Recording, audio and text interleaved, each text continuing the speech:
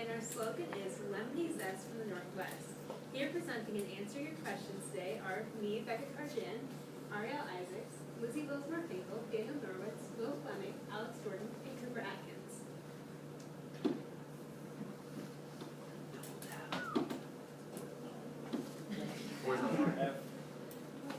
There you go, I'll be your dancer. Okay. Okay, so this is pretty quick. It's our table of contents. You guys can do our overview. You can take a quick look at it if you want. So our company. So we are a group of local students striving for better ingredients in soap. We want mothers in the Northwest to have the best soap possible, and by producing handmade soaps from local ingredients, we can accomplish this. So our market. Our target market is mostly mothers who shop in Seattle or at Seattle area farmers markets. We're targeting people who care a lot for natural and Seattle-based products in their households. In our research, we look a lot at the Ballard Farmers Market, and we also in our soap care a lot about keeping it vegan and kind of vegetarian so that we can help people from all lifestyles will be able to use our soap. Our product. Our product is a lemon lavender soap. And it's an all-natural soap that would be sold at, as we said, Seattle and Seattle area farmers market. When we designed our product, it was really, really important to us that we kept it Seattle-made and organic. And when we did interviews with our target market, it was quickly discovered that the most important thing to them was keeping it all natural and organic. So this remained the driving force in the creation of our soap. We chose the smell of lemon lavender because we thought it fit really nicely with our target market and selling it kind of at a farmer's market. So we'll move on next to our slogan and logo. So our slogan is Lemah Zest from the Northwest. We picked this because, well, it's kind of fun to say, and we thought it showed that we're from the Northwest, which was important, and that we're a lemon soap, which is good to kind of tell people what your soap is. We chose kind of our logo here based on, we want to show it was lemon, we want to show it was lavender, pick the leaves for an aesthetic appeal, and Lemah is the Chinook tribe, which was a Native American tribe here. It's a word for hand, and so we thought that was kind of cool because it's hand soap, and so it sounds kind of like lemon, so we're kind of designing or putting in two concepts in one, and with the Northwest theme. And you can see here, this is Chinook art, and kind of the way that these curves are pretty similar to the way that the lemon lavender here is, so we chose that pretty distinctly. Now I'm going to pass it on to All right. So this is our visual library. It's obviously visual, so not much talking is done before it. But what we did is we just split it up into pictures that sort of capture our market and then pictures that capture inspirations for our product. So if you all want to look at that for a little, few seconds, go for it. All right. That should have been enough time. Our competitors are obviously, if our soap is targeted for people who want local organic soaps, we're going to find competitors that have local organic soaps. And those are Harmony's Way, Brown Butterfly, the Fay Farms, the Growing Things Farm, and Carmela Botanica. They all have somewhat similar products. Obviously, we don't really know exactly what their target market is, but they have similar products, so we can assume that they're sort of selling to a similar type of person.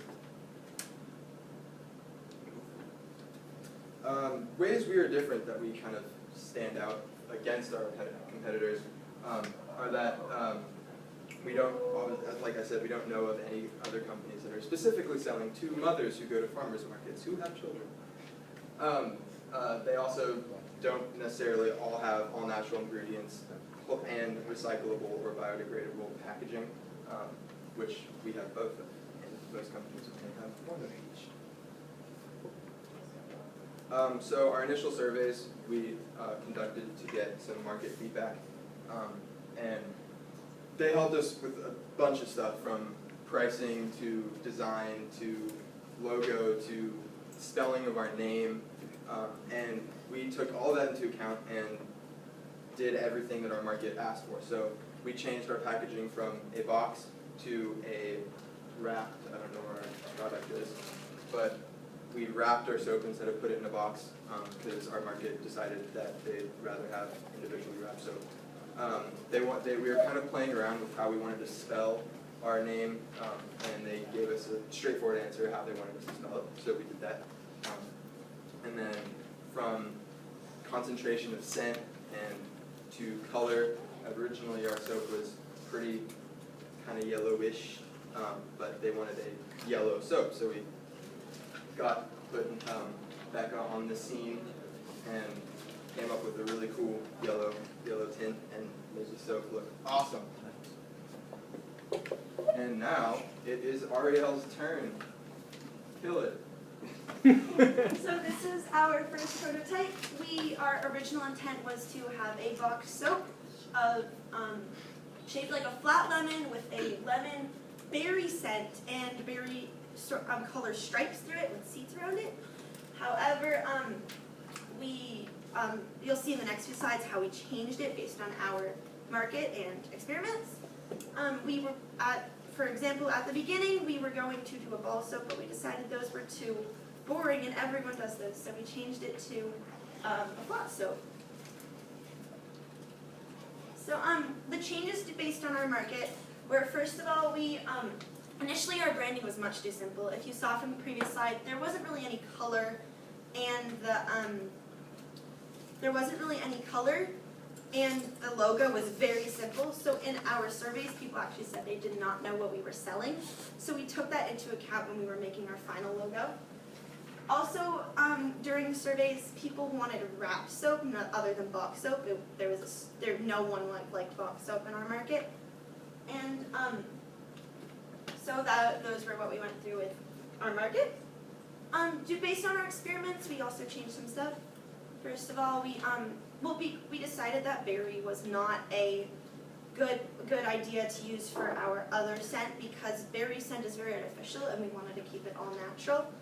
Also, the color was very hard. We did not have the resources to get the other color in it. So here are, based on our experiments, we did a lot of changes. This graph is a graph based on our experiment of the ratios of our scents. Through this graph, through this experiment, we learned that the lemon scent was much more potent, and we needed more lavender scent to balance it out. So we ended up using 2 milliliters of lavender to 1 milliliter of lemon. This is our color chart. This is our colors compared in a color scale in Microsoft Office. And so they're all around yellow-orange, but 4.85 grams of annatto. This is annatto. It is a seed from a tropical fruit. That's what we use to color our soap. If you want to look at it, pass it around. It stains. Be careful. But so 4.85 grams of annatto soaked in olive oil was the best color for our needs. These are the rest of our experiments.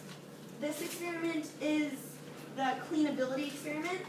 We had 3 people in our group covered their hands with dirt and washed it underwater, which was our control, and 3 different amounts of soaps with NaOH, different amounts of NaOH.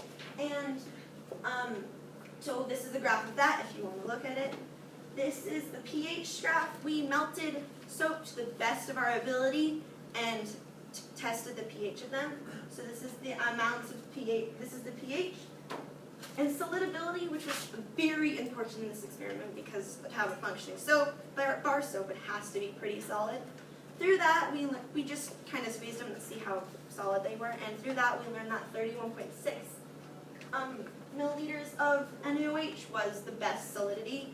Because all the pHs were around each other, we were able to use that. Even though 27.1 milliliters of NaOH was closer to our ideal pH, it was too mushy to use, which is why we couldn't use it.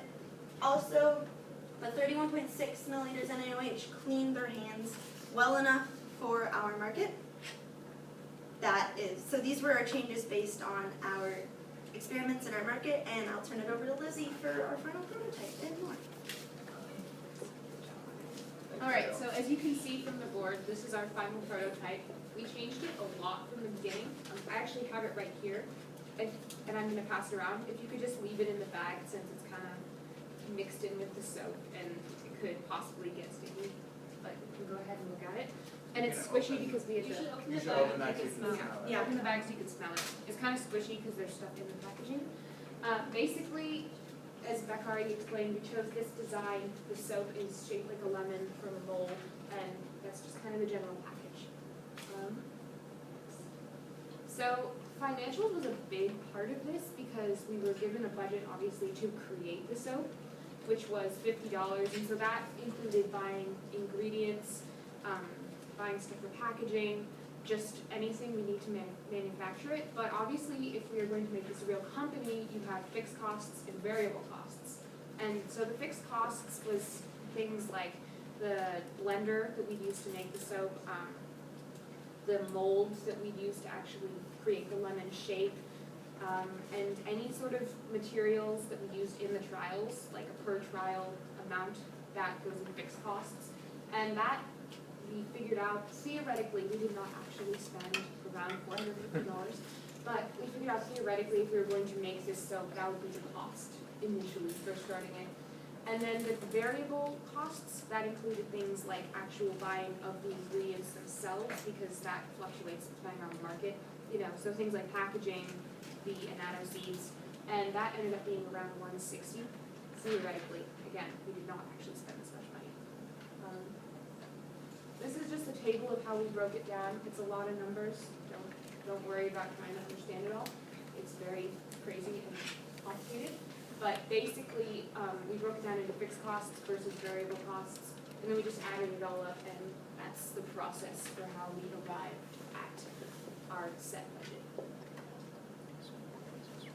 And then finally, obviously, we couldn't start this whole thing off with just money of our own. We would need a loan. So based on what it would cost theoretically to make this, we decided we needed an initial loan of about $625.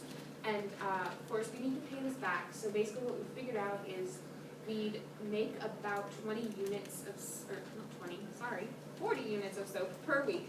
And basically we figured out roughly how much profit we'd make off that, because we'd sell the soap for $5 and it costs about $1.83 to make the soap.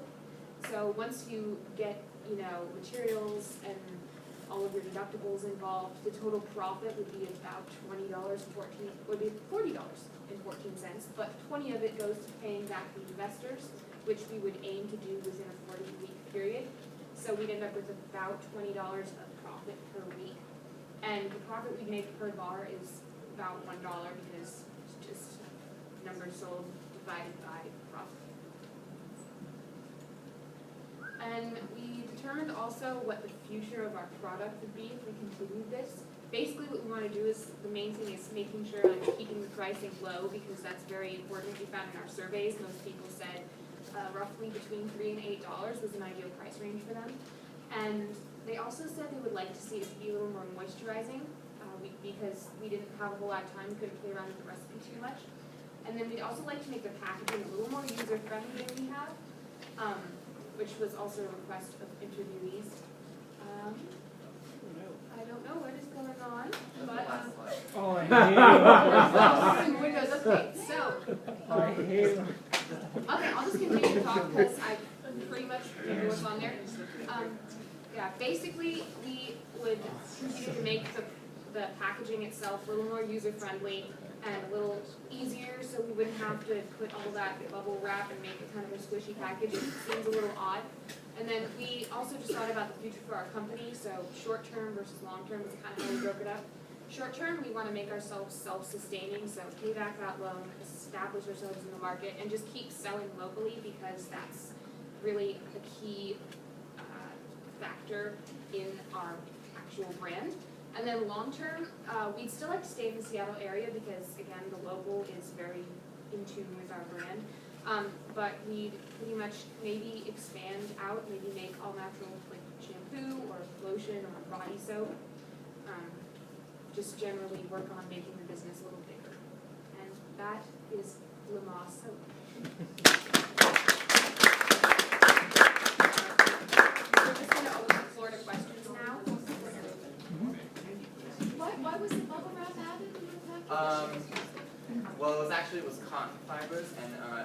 because we used a prototype to use that package, it was a lot smaller than the soap that you'll see here. So, and also was smaller than the sticker itself. So in order to make room for that and make it more like we would use our actual soap, we used that.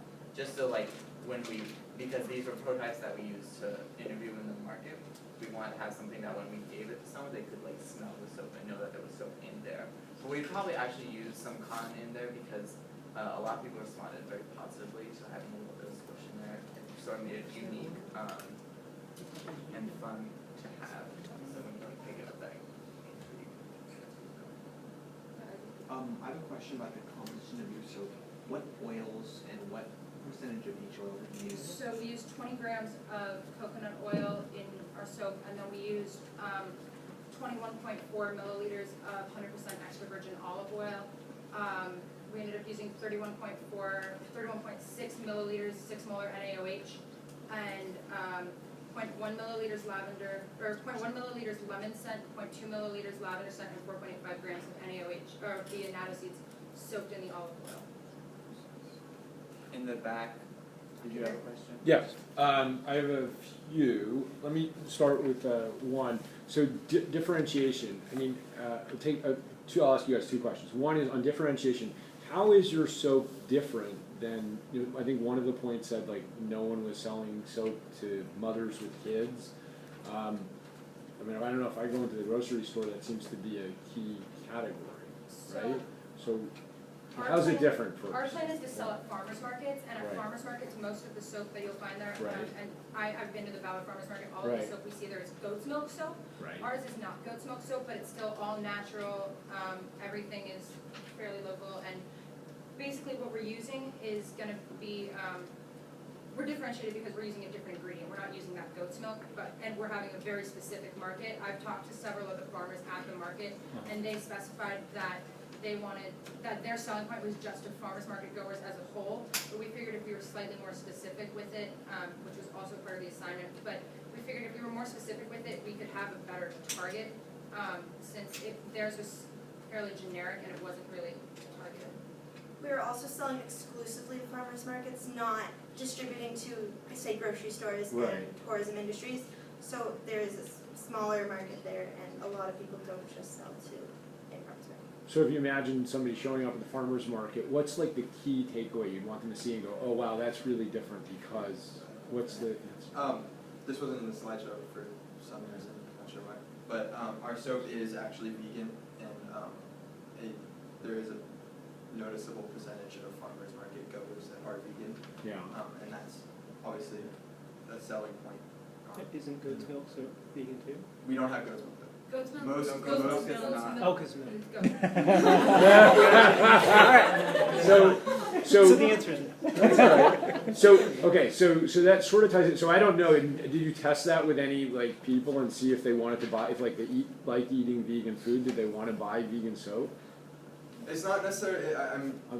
Yes, but the selling point is not necessarily if they like it. It's like if they're vegan, they lead a vegan lifestyle, then they're not going to go buy soap that has goat's milk in it because they're vegan. I don't know. I eat vegan food. I never thought about buying vegan soap. It's just that. I mean, Right. So there's vegan lifestyles, which like straight hardcore. Like I will not touch anything that has been alive ever. Right. So for really hardcore, so But it happens. And you do, if you are vegan and you do see a soap that is specifically tailored, like, oh, this is vegan, this is vegetarian. One, as a mother, you're gonna know, hey, there's not any lard in that, which is comforting. And two, you're gonna be like, oh, that's pretty cool. Like you said, you haven't really seen that much before, so that's another thing that was. So the second point is, and second question is, if that's the key selling point, which to me sounds like that might be a good selling proposition, I don't know, why wasn't that like core to the presentation? There was a lot, just from watching this now for 4 years, you guys had a lot of really good description of why you did something some way and how you figured out something, but generally when you're doing like an investor presentation, you want to think of it like you're telling a story. And so like J.K. Rowling, if she gets up and talks about Harry Potter, she's not going to talk so much about how she wrote the book, and talk more about like Harry and the key character, and that's sort of what I think was missing. So I'm asking you now the question that I really wanted answered, but that would be sort of my two big observations. I don't know if you guys have thoughts on the second one. Well, our soap, yes, it is vegan. It was going to be goat's milk. I think Right. we actually have a stash of goat's milk somewhere. Right. But what happened was, Changed. it was we were, at the very beginning, we had planned Right. to market to mothers with children at Right. farmers markets, very specifically, and tailor it to them. It didn't matter whether we had goat's milk Right. or not, so being vegan is just because the goat's milk didn't work out in the end, Right. and it's an added bonus now in our soap, but it's not our main selling point, because we really also wanna focus on mothers with children. However, we So- were initially keeping it vegetarian. Yes. But how does your product, I mean, what I'm hearing you say is we wanted to narrow our market, so we said we're gonna sell it to mothers with kids. But I don't see anything in your product, I mean, I can say I wanna narrow my market by saying I'm gonna sell to anybody, but you don't control your market, the people who buy it control the market. What is it there about yours that makes it different from all the farmers after market talk- soaps that's targeted towards mothers with kids? I don't get it. Sorry if I interrupted you No, there it's for a okay. second. Basically what we found, we've all, almost all of us I think, have gone out and gotten interviews, and what we really found is people liked all natural, like mothers with kids, that seemed to be a really important idea to them. So we really wanted to focus more on the all natural, I guess, and how we initially came up with the idea, I guess, was we thought, what's kind of a thing that we could take that's maybe a little more boring and transform it into something a little more fun. I think we kind of got this idea from some idea on a sheet we got was like edible soap, and we were like, well, we can't do edible, but maybe we could do something else. So we thought, kids generally connote some kind of fun quality. So we were thinking, maybe we could farmers markets kind of fun, crafty places. So we were thinking maybe try and make something fun with soap, because also like bath time is kind of fun for kids because, toys and bubbles and stuff. So it's kind of how we started thinking. Yeah. And, sorry. Well, if you look at some qualities like the shape of it and the color, and the packaging, the little bounces, a lot of things that are sort of just poppy and intriguing and unique that we think might like appeal to a child, or a mother might think, oh, my kid would like think this is a fun product, which would lead to them buying it. Yeah, to kind of add on what Will said too, yeah, it's in the shape of a lemon, just kind of unique. Also our slogan, Lemah Zest for the Northwest, we did try to make it kind of fun and colorful and something that would be aesthetically appealing to kind of children and moms that were with kids, as well as it being something moms were gonna be like, oh, that's vegetarian/vegan, oh, and it's all natural, oh, it doesn't have lard in it, which were kind of all, and it smells good. If you had all the necessary resources and everything that you talked about, would you actually try and pursue this and actually try and sell it on the market? If you could, is it something that you think would be successful and would like flourish? We all had time. If we had time, If we'd you consider had, it. if you had time and you had all the money and you had all the blenders and everything you needed, would you actually, and you had to stall at farmers market, would you actually try and pursue this? In the report itself that we have, there's a section talking about the future and the booths and application fees to submit an application to get into the farmer's market. And we looked at a bunch of this stuff. And I think that we could potentially do it if we had the time, resources, funding sort of thing. I think we would be able to do it. I think it could be successful. Obviously, without doing it, we can't be 100% sure it's going to be successful. So I'm not going to say it's going to be, but I think there's a reasonable chance that it could be successful, given feedback from our market and the distinctions from other farmers market sellers. On top of the fact that at farmers markets, you're not gonna just be the new kid on the block and someone's just gonna go buy it. Like, people go to the same farmers markets, they're familiar with the people at their farmers market, they buy the same things, and so on. So you have to make a name for yourselves at that farmers market before you can be like, we sell at farmers markets. And before you can consider expanding outward towards other farmers markets, as one of our future goals could potentially be. So my question is concerning the packaging. So it seems to be you're emphasizing more the northwest part than the mothers and kid part. So I was just thinking, why you kind of went that way instead of putting a picture of a mother and a kid, Pretty big reason, like honestly, has nothing to do with business, but it was an assignment to make a very specific market and saying we're selling to people in the Northwest didn't cut it for the assignment, so like we were like, well, let's narrow down women in the Northwest, didn't work, let's narrow down women with kids in the Northwest, narrow down women who have kids and go to farmers markets in the Northwest. And I Kind think, of adding on that, as we took up kind of the Northwest, it started to become part of our identity, I think, as a company, as we made things like our actual soap name, which is the Chinook, Northwest, Tribe-Ning, Lemah, and as we took our packaging and made it, and so I think it really became part of our company's identity. So by the time that we made the slogan, Lemah Zest for Northwest, that was a lot of who we identified as a company, where it was a Northwest farmers market, and not often the words Northwest, organic, natural, do often get thrown around together, and I think our market was appreciative of that. And also, the fact that we target farmers markets, it kind of says like we're not just another brand, you know, we're, we have a personality. And the Northwest, like exclusivity to the Northwest kind of helps that. Is your soap organic? Yes. Alright. If you could do the presentation again, just let's say you even stay or do the whole project again, what would you do differently? During the project itself. Anything? What have you learned? I Any think we questions? might try to narrow down exactly what we wanted a little bit earlier, because we ended up this past weekend, we actually had to do our final trial at one of our people's houses, to package it and make everything, because we, with the soap that's actually inside the packaging, we had a weird issue happen with it when we made it. It came out vibrantly orange, rather than the yellow we desired, so I think we would have rather, known what was happening and narrowed down our options a lot sooner. Yeah. Also, if we were given, I feel like during this project we were pressed on time a lot, so that so we had to rush through some of this stuff. But, we worked very hard on it, but I feel like if we were given more time, if we were doing this project again, we could make the same product, but just kind of embellish it a little bit more and Or even, more for the people. I think even better time management. Our group is very extracurricular and motivated, but it was very rare that we had our full group here for more than 2 days in a row. We had people going to soccer tournaments, crew regattas, speech stuff, theater stuff. Different states It was constantly. yes. crazy. So I think we would probably have planned things a little bit better around our schedules, because what ended up happening was stuff just kind of came up on us as the week was going, and by the weekend, 3 of us would be out of town, and it would be for a Also- different thing. Also, farmers markets are really only open on weekends, so that's kind of why we had to do stuff over the weekend, because it hampered the time, like, we couldn't just say go into a grocery store after school, we kind of had to go on Saturday or Sunday to a place, so Maybe maybe, better yeah, time management and Like- planning.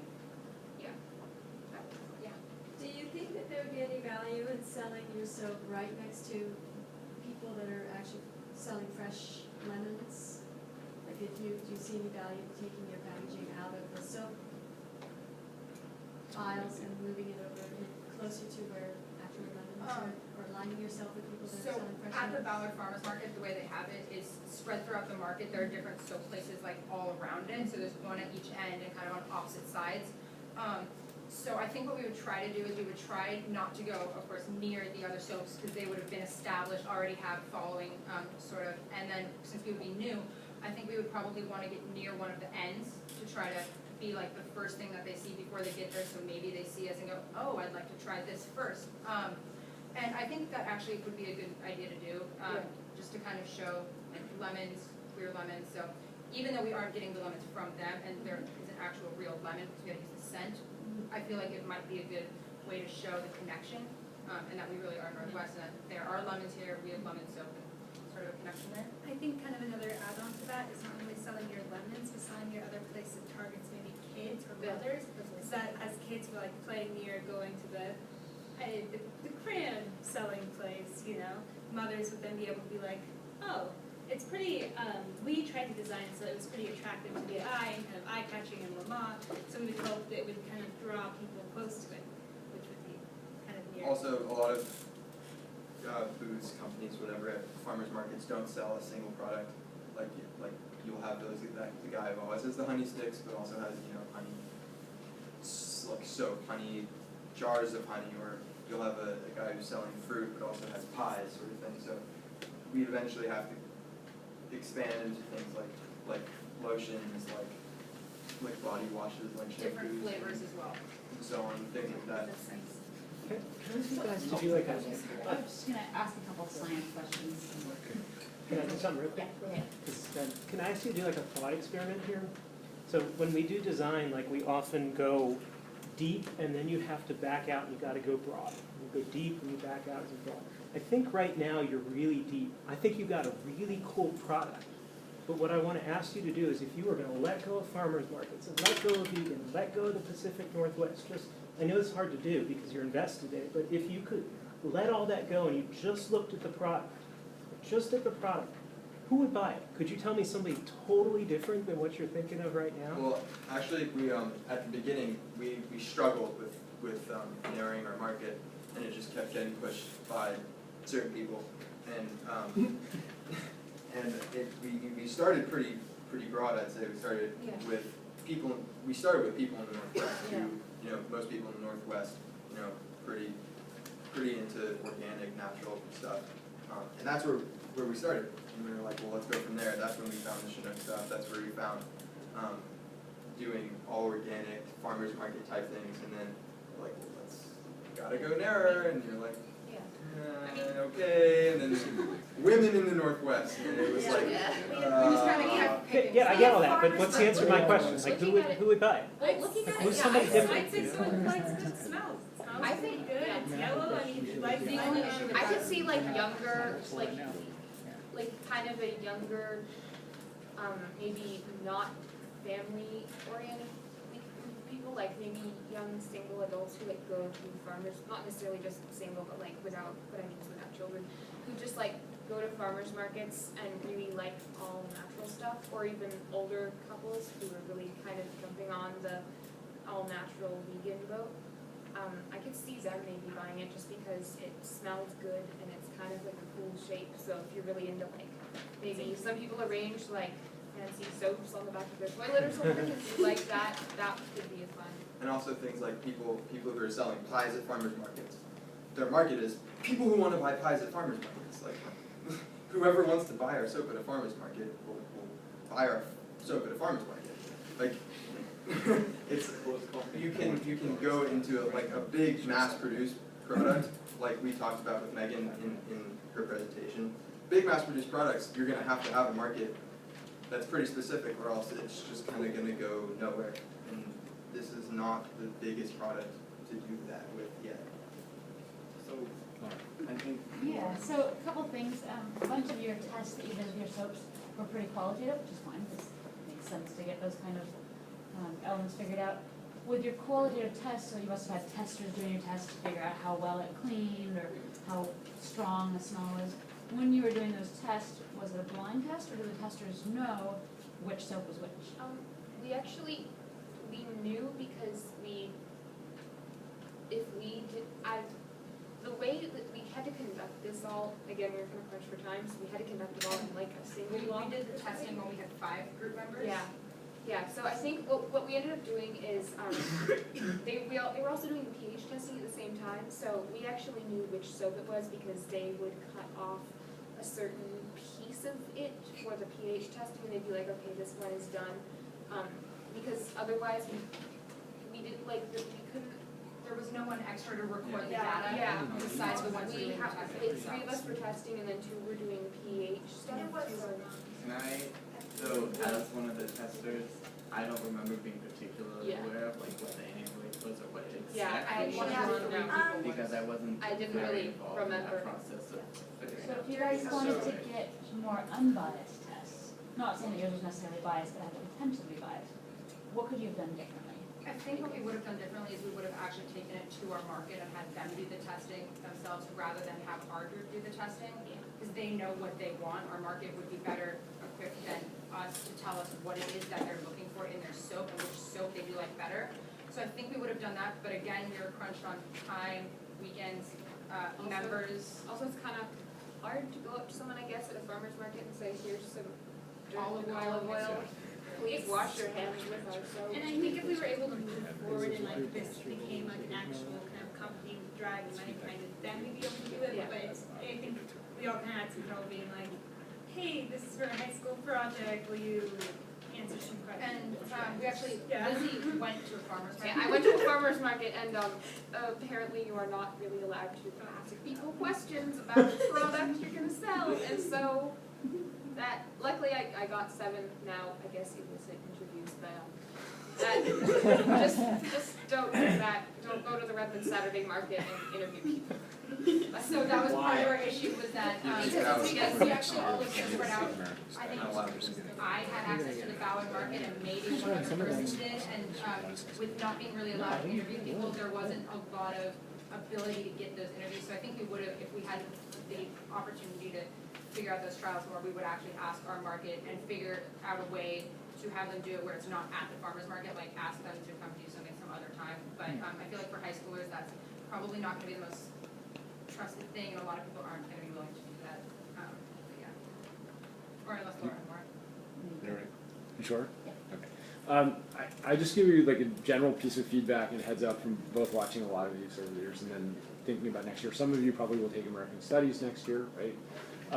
And it's not totally like accidental that this project exists now, and you'll do a lot of good projects next year in American Studies and innovations. A couple things that I saw that if I were to give you advice of what you might think about next time, and it's not specific to the soap. One is, you guys were really good on a lot of the detailed stuff, but Gabe tried to get you to think sort of big picture. I was trying to ask you, what was different. So there's always, no matter what you're working on, there's some fundamental things that really matter. And in the business world, there's a lot of competition. It's like, what's going to make this thing stand out? And there's a famous Army expression: you want to tell them what you told them. Sorry, you want to tell them what you're going to tell them. You want to tell them, and then you want to tell them what you told them. Meaning that you're basically going to repeat 3 times the same thing. There was so much sort of detail and different messages. It was very hard to get that out of this. So one is you have to define those messages, whatever they are. Like, what are the 3 key points? How is this different than everything else out there? Why is it better? Why do you think people are going to buy it? And everything in the presentation should sort of back that up. Secondly, the presentation obviously has to fit the product. But secondly, when people ask you questions afterwards, which will definitely happen in American Studies, and they're probably a bit harder in some ways than we are as an audience, telling them, it was this excuse, or it was the other person, or, it fell under the seat, or whatever, it's just not going to be okay. So you basically just want to take the feedback and say, okay, here's our answer, and oh, that's a good point, we didn't think of it, or something. Don't be defensive is my only thing. It's a learning exercise. So that's a couple things. It seems like a good target market would be people who really, really like lemons. Yeah, it's totally possible. That's totally possible. People who really, really like lemons. Yeah. So. There are those people like that. Thank you guys.